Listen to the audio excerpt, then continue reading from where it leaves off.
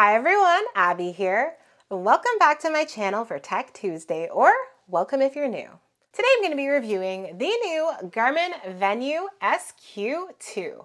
But before I get started, make sure to hit that subscribe button if you're not already subscribed so you can stay tuned to all my new videos dropping weekly and so you can help the channel grow. So I have already done a full unboxing on the smartwatch, so if you missed that and you want to see it, you can find that on the top right or in the description below when you're done watching this. And I also do have timestamps for all the major points I'm discussing today, which you can find down in the description below, as well as on the bottom here. There are little chapters to the video. So I do have this smartwatch in the color Ivory Peach Gold. And for those of you wondering what peach gold is, it's basically like a rose gold, but with more pink added. And for those of you wondering if it's worth the upgrade from the Venu SQ to the SQ2, well, I'm going to be answering that towards the end of the video, so make sure you watch till the end. Alright guys, so I do have the Garmin Venu SQ Music Edition, and the current prices as of recording are $389.99 Canadian and $299.99 American. So it has a 1.4-inch AMOLED color display. It is made of Gorilla Glass 3 lens. It's a touchscreen operated smartwatch. It can track a variety of activities like running, yoga, cycling, and swimming. It can track a bunch of your daily metrics like your steps, your heart rate, your calories burned. You can see all of your smartphone notifications. You can reply to text messages. You can answer or deny phone calls. It also has built-in GPS, has a coded battery life up to 11 days as a smartwatch, Wi-Fi, Bluetooth, and more. Now, these are not all of the specs about this smartwatch. I do have some more listed for you on screen, but these are definitely the most important, I think. Alright guys, so this is what it looks like on me. I do have a 7-inch wrist. As you can see, there's a lot of room left over here, easily over an inch, and I have all the sizes it can fit on screen for you guys. So when it comes to comfort for this smartwatch, I definitely do find it pretty comfortable to wear, and all the holes here really do kind of keep it quite airy on your wrist. What do you guys think about the look of this smartwatch? So here's the display indoors under some lighting, and it's definitely a bit reflective here. But you can see the text clearly, and I do have it on dim brightness. And if I go ahead and turn off the lights, it is quite visible still. All right guys, so this is what the watch looks like outdoors in natural lighting. And I am finding it, pretty simple to read outdoors.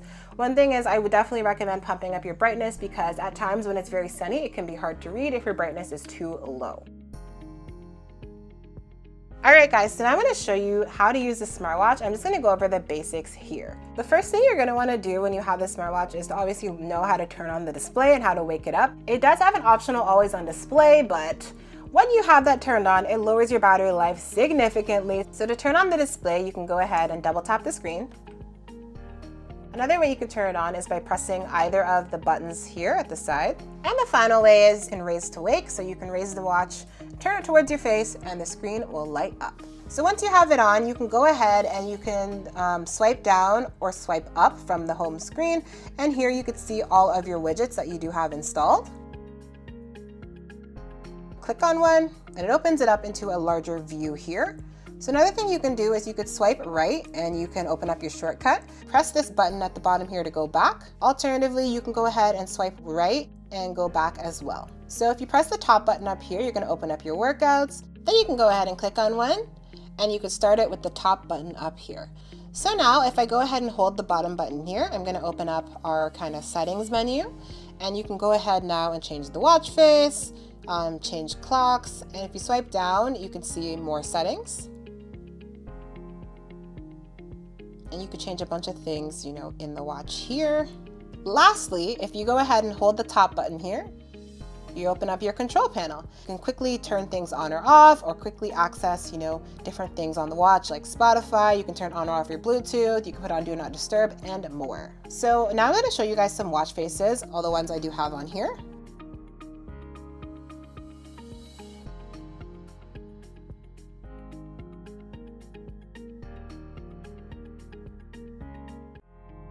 We do have some nice options here.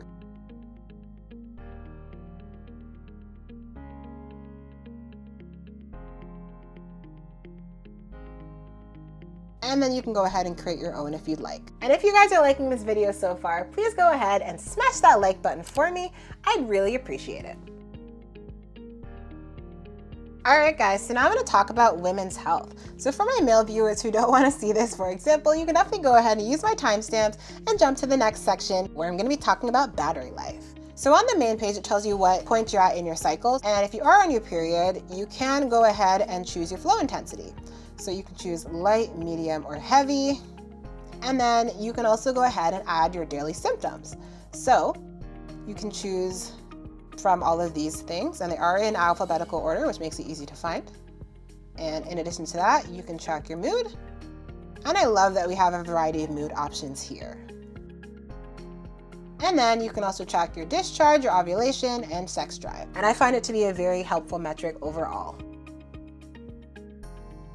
The Venu SQ2 here has a coded battery life up to 11 days as a smartwatch. And with my uses, which I have on screen for you guys, things like GPS walks, runs, cycling, alarms, timers, and more, I have gotten on average 9 days of battery life out of this smartwatch. And for me, that is fantastic. I only have to charge it once every other week, so I love that. More battery life is always better for me personally because I'm someone who forgets to charge things quite often. And one thing I want to note for you guys is battery life is something that does vary between each individual. We all use our smartwatches differently, so what I get could be different from what you get, but I think most people are only gonna have to charge this once or twice a week. So when it comes to, GPS activities, if you're someone who's gonna do some outdoor cycling or running or walking, the GPS here has been spot on and it connects really quickly. Basically, when I walk outside, this connects within about 15 seconds for me. It's been reliable, hasn't dropped on me at all. So when it comes to sleep tracking, I'm finding that the sleep tracking here has been pretty good. The score and the quality here are always spot on. If I don't feel like I have a great sleep, it usually says fair or poor. And then inversely, if I had a great sleep, it usually says good or excellent. So the messages I'm getting here are pretty accurate. And then here we can see all of our different sleep stages. So we can see light sleep, REM sleep, deep sleep, and your time awake. And we can see all of this represented in a little graph. And then going down, we can see kind of another graph along the border, and we can see each specific stage and the amount of time that was spent in it.